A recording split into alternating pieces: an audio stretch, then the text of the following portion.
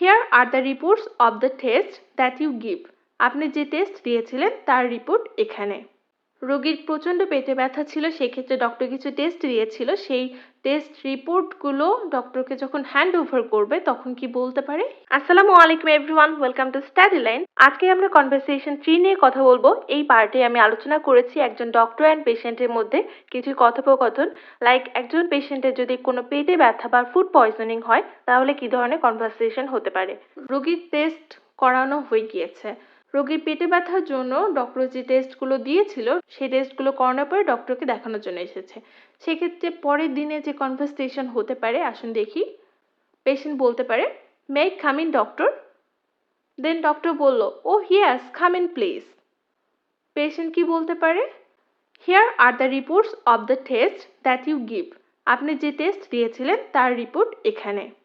রোগীর প্রচণ্ড পেটে ব্যথা ছিল, সেক্ষেত্রে ডক্টর কিছু টেস্ট দিয়েছিল, সেই টেস্ট রিপোর্টগুলো ডক্টরকে যখন হ্যান্ড ওভার করবে তখন কি বলতে পারে? Here are the reports of the test that you give. Then doctor কি বলতে পারে? Oh here, let me check them. It's not that serious, nothing to worry about. এটা তেমন গুরুতর কিছু নয়, চিন্তার কিছু নেই। সাপোজ টেস্টের রিপোর্টটা খুব একটা খারাপ আসেনি, ভালোই এসেছে মোটামুটি, ওষুধ খেলে সেটা ঠিক করা সম্ভব, সেই ক্ষেত্রে ডক্টর বলতে পারে, oh yeah, let me check them.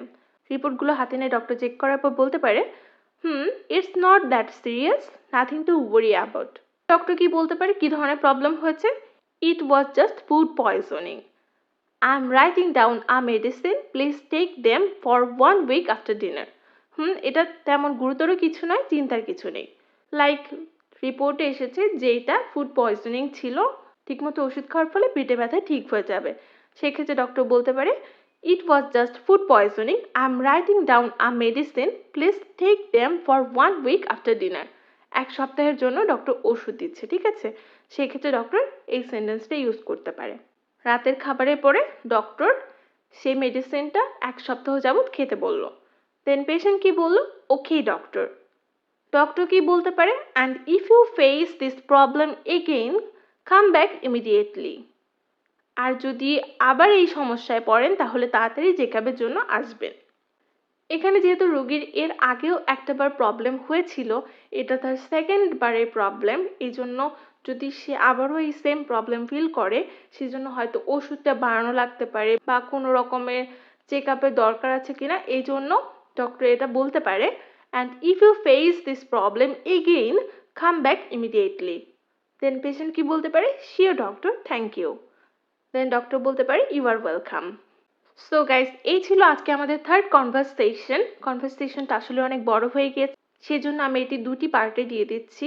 একটা ছিল রোগীর যদি পেটে চাপ দিলে ব্যথা লাগে ফুড পয়জনিং এর ক্ষেত্রে, সেই ক্ষেত্রে আমরা কি ধরনের কথা বলতে পারি, এবং যদি পেটে চাপ দিলে ব্যথা না লাগে সেই ক্ষেত্রে কি ধরনের কথা বলতে পারি। তো আজকে এই পর্যন্ত। এর পরের পার্টে আমি নতুন একটি টপিক নিয়ে আলোচনা করব, ডক্টর অ্যান্ড পেশেন্টের মধ্যে কি ধরনের কনভারসেশন হতে পারে। এবং আমার কনভারসেশন ভিডিওগুলো যদি আপনাদের ভালো লেগে থাকে, please subscribe to my channel. সবাই ভালো থাকবেন, সুস্থ থাকবেন, ধন্যবাদ সবাইকে।